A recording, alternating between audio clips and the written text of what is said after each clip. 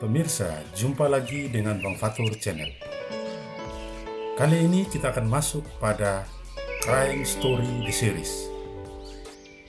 Namun sebelum kita lanjut menonton videonya, silahkan dukung channel kami ini dengan memberikan subscribe, like, dan share, agar kedepannya nanti kami akan terus membangun channel ini dengan tayangan yang berkualitas dan edukatif. Kali ini kita akan membahas soal kasus Penkase Murder atau kasus pembunuhan ibu dan anak di Kelurahan Penkase, Kota Kupang, Provinsi Nusa Tenggara Timur pada tahun 2021 lalu. Namun sebelum kita masuk untuk menonton tayangannya, saya ingin melakukan disclaimer bahwa konten ini hanya sebatas konten analisis dengan menampilkan kronologis serta fakta lewat pemberitaan media dan pembicaraan netizen di dunia sosial media, sehingga tidak ada maksud untuk memindahkan wewenang penyelidikan dan penyidikan kasus ini oleh kami melalui tayangan ini. Sekali lagi, ini hanya sebuah analisis berdasarkan referensi yang kami dapat dan sudah dipublikasikan kepada publik.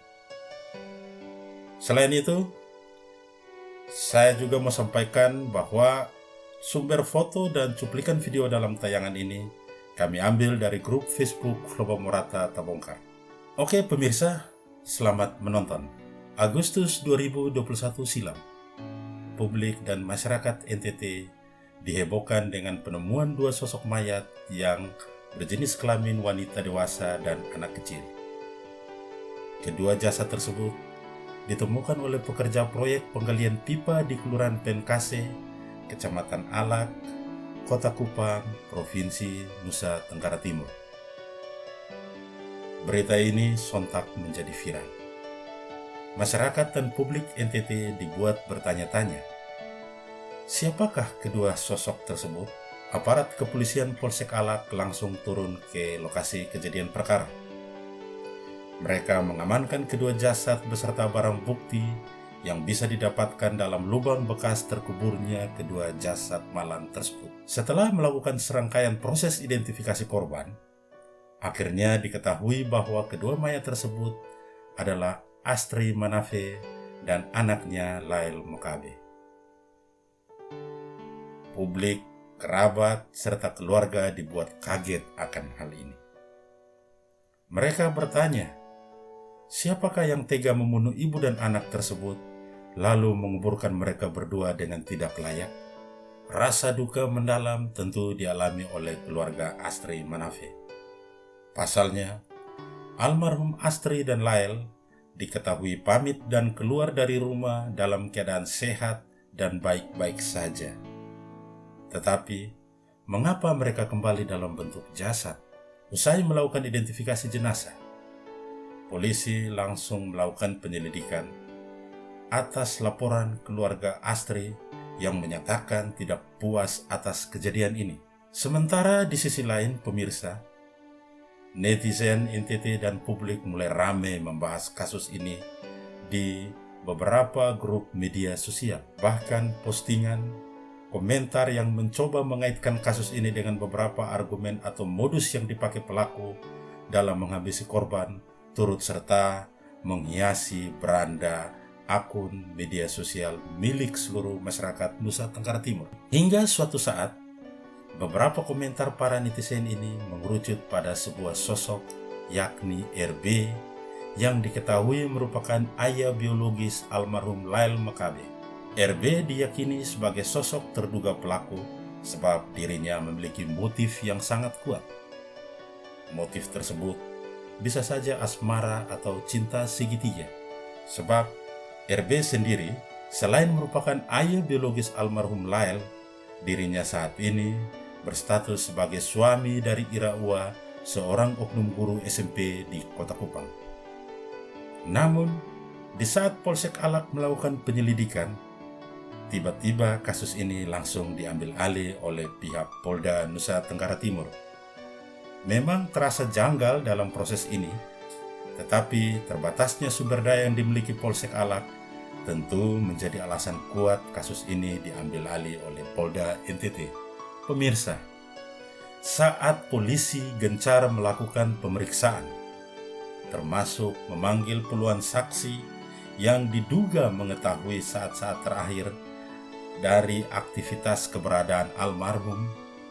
Pada awal Desember 2021, seorang pria yang sebelumnya diduga kuat bernama Randi Bajide, ayah biologis almarhum Lael, datang menyerahkan diri dan mengaku sebagai pembunuh Astri dan Lael. Pengakuan Randi ini tentu saja membuat emosi publik dan netizen NTT meluap.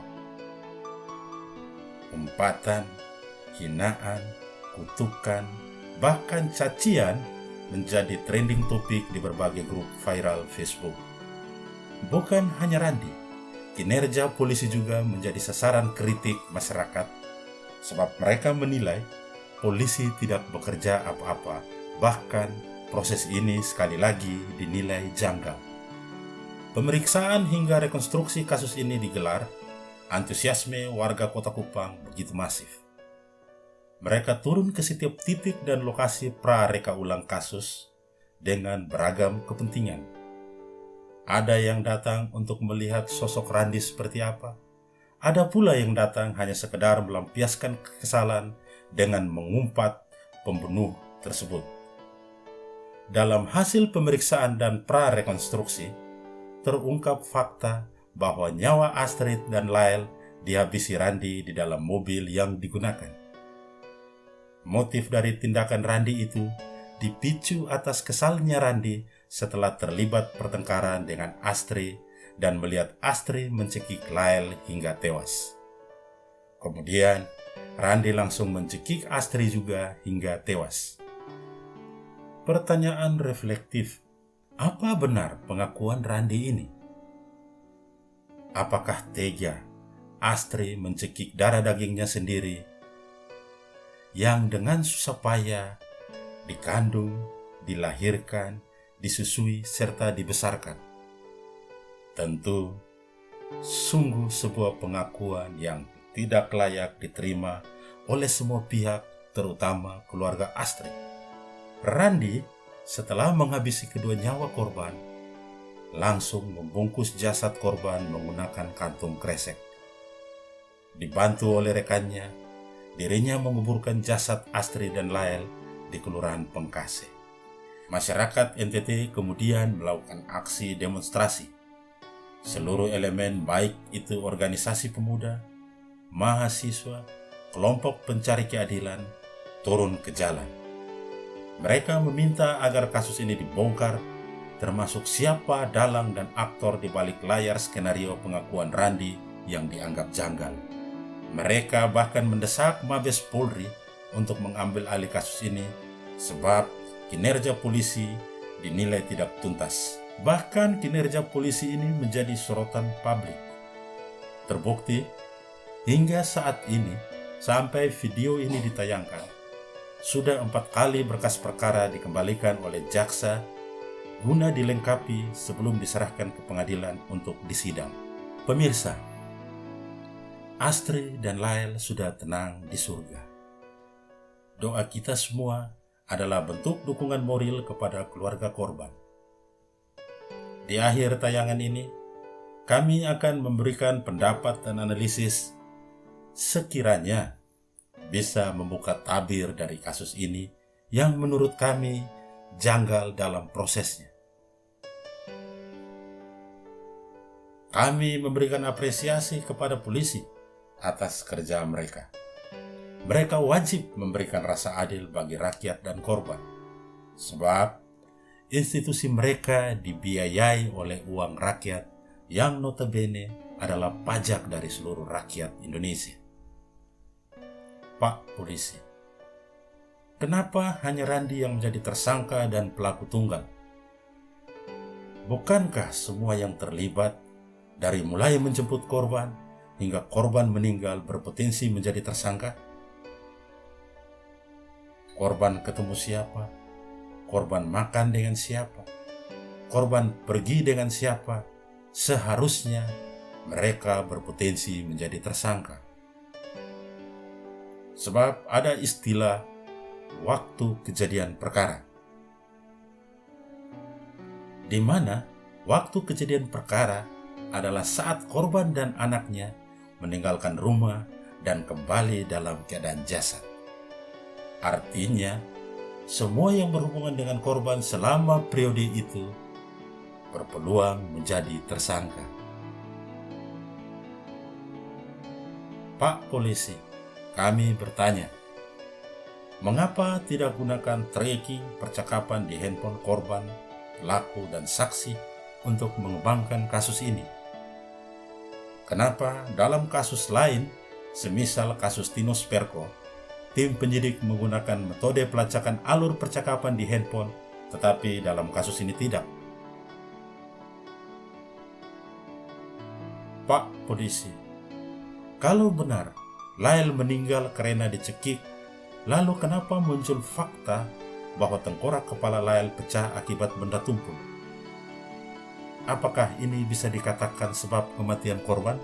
Pak Polisi, masih banyak pertanyaan yang ingin kami sampaikan. Pemirsa, mari kita semua kompak menyuarakan keadilan.